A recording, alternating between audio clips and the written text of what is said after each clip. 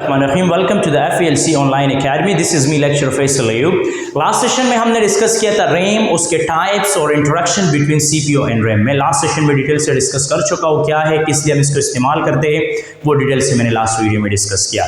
आज की सेशन में हम सीखेंगे रोम, रीड ओनली मेमोरी। मेमोरी का जो सेकंड पार्ट है वो है रोम। इससे पहले मैंने डिस्कस किया है रैम।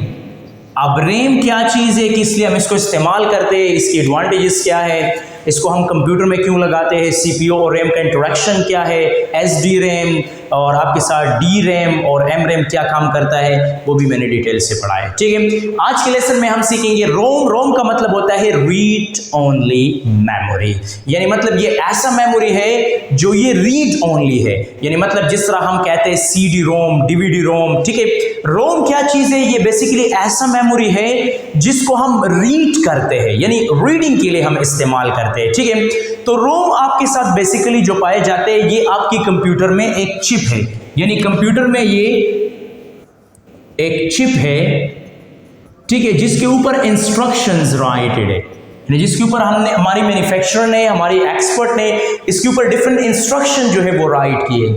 और वो इंस्ट्रक्शन क्या है, वो इंस्ट्रक्शन ये है कि रोम को रैम की सपोर्ट के लिए लगाया गया है आपकी कंप्यूटर के अंदर। ठीक है, तो कंप्यूटर के अंदर रोम जो है वो रैम को सपोर्ट करता है और रैम CPU को सपोर्ट करता है। अब रैम को रोम किस तरह सपोर्ट करता है, अब जब कंप्यूटर के ऊपर जितने भी इंस्ट्रक्शन को जो है वो एग्जीक्यूट करते हैं और कंप्यूटर ऑन होता है, सब कुछ रैम के अंदर स्टोर होता है। ठीक है, फिर जब आप कंप्यूटर को टर्न ऑफ करते हो तो जितना भी डेटा आपकी रैम में पाया जाता है वो सब लॉस्ट हो जाता है, खत्म हो जाता है, रैम बिल्कुल एम्प्टी हो जाता है। ठीक है, अब रैम को ये पता नहीं चलता कि जी हमारी ऑपरेटिंग सिस्टम कहाँ पे है, हम ऑपरेटिंग सिस्टम को उठाएंगे किस तरह, उसको एडजस्ट किस तरह करेंगे, हम उसको दोबारा एग्जीक्यूट किस तरह करेंगे, तो ये रैम के पास ये अथॉरिटी नहीं होता। ठीक है, अब रैम को ये पता ही नहीं चलता कि हमारे साथ विंडो कहाँ पे पड़ा हुआ है, इसको उठाएंगे किस तरह, दोबारा एग्जीक्यूट किस तरह करेंगे, तो ये इस चीज़ को इसको रैम को पता नहीं होता कि ये किस तरह एडजस्ट करना है। लेकिन याद रखें, जो रोम पाया जाता है ये रैम की सपोर्ट के लिए लगा हुआ है। जब आप अपनी कंप्यूटर की बटन को प्रेस करते हो, पावर बटन को, तो आपकी कंप्यूटर रनिंग कंडीशन में आना शुरू हो जाते हैं। ये आपकी इनपुट एंड आउटपुट डिवाइसेस को भी चेक करता है उसी दौरान, और उसके साथ साथ जो है ये क्या करता है, ये फाइंड करता है कि आपकी ऑपरेटिंग सिस्टम हार्ड डिस्क में, वो उसको उठाता है, दोबारा रैम में लोड करता है और आपकी कंप्यूटर प्रॉपर्ली एग्जीक्यूट करता है। ये सब किरदार जो है ये रोम का है, यानी रोम जो है रैम को सपोर्ट देता है, यानी दोबारा अगेन ऑपरेटिंग सिस्टम को रन करने के लिए रोम जो है वो रैम को सपोर्ट देता है। ठीक है, तो रोम stand for read only memory. इसके अंदर जितने भी इंस्ट्रक्शन है ये कंप्यूटर को प्रॉपर्ली प्रिपेयर करता है यूज के लिए, यानी जितनी भी इंस्ट्रक्शन रोम के अंदर राइट है वो प्रॉपर तरीके से जो है वो कंप्यूटर को दोबारा अगेन यूज के लिए रेडी करता है। ठीक है, इंस्ट्रक्शंस इसके अंदर जितने भी है उसको सिर्फ ओनली हम रीड कर सकते हैं, इसको हम चेंज नहीं कर सकते, इसमें हम न्यू इंस्ट्रक्शन डायरेक्टली राइट नहीं कर सकते, या इसकी इंस्ट्रक्शन को हम डिलीट नहीं कर सकते। ठीक है, यानी मतलब इसके अंदर न्यू इंफॉर्मेशन या इंस्ट्रक्शन को राइट करना ये बहुत इजी नहीं है, क्योंकि डायरेक्टली हम इसके अंदर कोई डेटा या इंस्ट्रक्शन राइट नहीं कर सकते। ये जहन में याद रखें, इंस्ट्रक्शन इसके अंदर जितने भी है वो मैन्युफैक्चरर होता है, यानी कंपनी से बिल्ट इन आता है, और हम दोबारा जो है इसके ऊपर कोई इंस्ट्रक्शन या डेटा राइट नहीं कर सकते। इसके ऊपर जो डेटा या इंस्ट्रक्शन होता है वो जो है कंपनी से बिल्ट होता है। ठीक है, रैम के अंदर जितने भी डेटा या इंस्ट्रक्शन स्टोर होते हैं वो परमानेंटली होता है। परमानेंटली का मतलब कि इसका डेटा जो है वो लॉस नहीं होता, और अगर हम कंप्यूटर को 1000 बार भी ऑन ऑफ करें तो जितना डेटा आपकी रोम में है वो स्टोर रहेगा, वो लॉस नहीं होगा। तो ये बात जहन में याद रखें। इसी वजह से हम रोम को जो है वो नॉन वोलेटाइल मेमोरी कहते हैं, यानी रोम को इसी वजह से हम नॉन वोलेटाइल मेमोरी कहते हैं कि जितनी भी इंस्ट्रक्शंस आपकी रोम में स्टोर होता है वो कंप्यूटर ऑन ऑफ से लॉस नहीं होता, तो इसी वजह से इसका नाम है नॉन वोलेटाइल मेमोरी।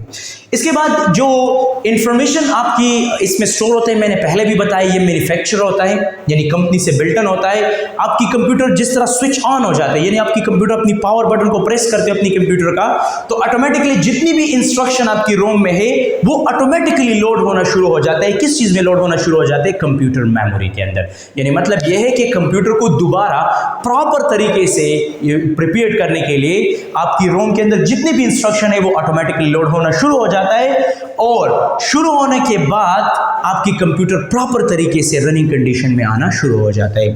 आपकी जितनी भी इंस्ट्रक्शंस रोम के अंदर स्टोर होता है वो एक स्मॉल चिप होता है जिसको हम रोम बायोस के नाम से भी जानते हैं। बायोस का मतलब होता है basic input and output system, यानी जितनी भी इनपुट और आउटपुट सिस्टम्स है उस सब को कंट्रोल करने के लिए, उस सिस्टम को चेक करने के लिए हमारे साथ जो है वो रोम है, यानी रोम उसकी चेक एंड बैलेंस को मेंटेन करता है। ठीक है, यानी जितने भी इंस्ट्रक्शंस आपकी रोम में है ये आपकी कंप्यूटर को बताता है कि हार्ड डिस्क को किस तरह एक्सेस करना है, फिर उसमें ऑपरेटिंग सिस्टम को किस तरह फाइंड करना है और फिर उसी ऑपरेटिंग सिस्टम को रैम के अंदर लोड किस तरह करना है। ये सारे जो प्रोसेस है ये सब रोम की बदौलत ही परफॉर्म होता है, यानी रोम रैम की सपोर्ट के लिए लगा हुआ है।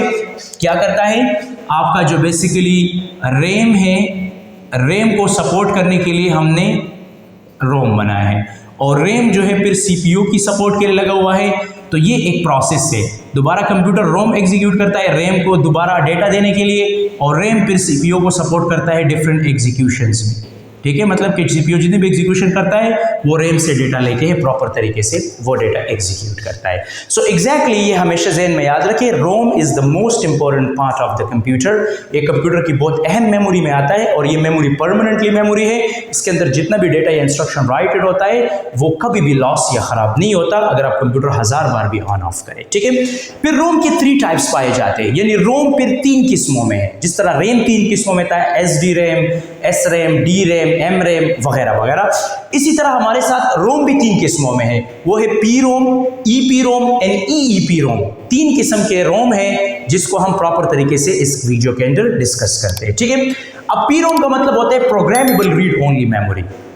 ये ऐसा रैम है, ये ऐसा रोम है जो ये इनिशियली ब्लैंक होता है, कोई भी यूजर या मैन्युफैक्चरर इसके ऊपर इंस्ट्रक्शन राइट करता है, लेकिन याद रखें इसके ऊपर जो भी डेटा या इंस्ट्रक्शन आप राइट करते हो ये वंस होगा। वंस का मतलब कि अगर दौरानी राइटिंग आपसे कोई भी मिस्टेक आ जाता है इंस्ट्रक्शन या प्रोग्रामिंग के अंदर तो ये चिप बिकम यूजेबल, ये चिप जो है अनयूजेबल हो जाता है, फिर आप दोबारा इसके ऊपर कोई डेटा या इंस्ट्रक्शन राइट नहीं कर सकते। इसके ऊपर डेटा या इंस्ट्रक्शन राइटिंग के लिए सिर्फ एक ही बार आप इसके ऊपर डेटा या इंस्ट्रक्शन राइट कर सकते हो और अगर कोई मिस्टेक राइटिंग द प्रोग्राम आ जाता है तो बस ये चिप खराब हो जाते, खत्म हो जाता है। फिर उन लोगों ने दूसरा चिप बनाया जो है ईपीरोम, यानी erasable programmable read only memory के नाम से भी इसको हम जानते हैं। प्रॉपर तरतीब से इसको भी हम पढ़ेंगे।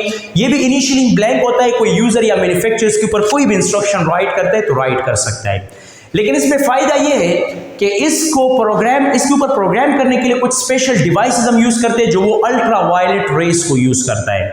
अल्ट्रा वायलेट रेस की मदद से ही हम इस चिप के ऊपर डिफरेंट प्रोग्राम्स को जो है वो टाइप करते हैं, डिफरेंट प्रोग्राम्स को राइट करते हैं और फिर उसी की मदद से हम कोई भी डेटा या इंस्ट्रक्शन उससे इरेज भी कर सकते हैं। यानी मतलब यह है कि इसको डायरेक्टली हम इससे कोई प्रोग्राम या इंस्ट्रक्शन इरेज नहीं कर सकते। अगर वाइल प्रोग्रामिंग या इंस्ट्रक्शन राइटिंग हमसे कोई मिस्टेक हो जाता है तो इसको हम इरेज कर सकते, लेकिन डायरेक्टली नहीं। उसके लिए स्पेशल डिवाइस है जो वो अल्ट्रा वायलेट रेस को यूज करता है और उसी की मदद से आप कोई भी डेटा या इंस्ट्रक्शन इरेज करके दोबारा जो है री राइट कर सकते हो। तो ये इसकी फैसिलिटीज है। इससे और भी आसान और भी सिंपल और भी बेस्ट जो रोम है वो है ईईपी रोम। ईईपी रोम का मतलब electronically erasable programmable read only memory, यानी ये ऐसा मेमोरी है जिसके अंदर जितना भी डेटा या इंस्ट्रक्शंस होता है वो आप प्रॉपरली इरेज कर सकते हो इलेक्ट्रॉनिकली। यानी इस फॉर्म के अंदर जितनी भी मेमोरीज होता है उस मेमोरी को हम या इंस्ट्रक्शंस को हम प्रॉपर तरीके से इरेज कर सकते हैं with the help of electrical pulses. Electrical pulses की मदद से हम इसमें कोई भी इंस्ट्रक्शन इरेज करके दोबारा राइट कर सकते हैं और अगर कोई भी errors during the writing instructions या प्रोग्राम्स आ जाता है या कोई कंटेंट में मिसिंग आ जाता है या किसी कंटेंट को हम रिमूव करते हैं तो हम इलेक्ट्रॉनिकली बआसानी ईईपी रोम को मॉडिफाई भी कर सकते हैं, इरेज भी कर सकते हैं और इसमें डिफरेंट डेटा को हम चेंज भी कर सकते हैं। ठीक है, सो उम्मीद है आप लोगों को समझ आई होगा कि रोम क्या चीज़ है और रोम के कितने टाइप्स है और इसको हम क्यों इस्तेमाल करते हैं। आगे की वीडियो में इंशाल्लाह इसकी डिफरेंशिएशन हम पढ़ेंगे डिटेल से कि इसके अंदर डिफरेंस क्या है। सो उम्मीद है आप लोगों को समझ आई होगा। Thanks for watching me, see you next lecture.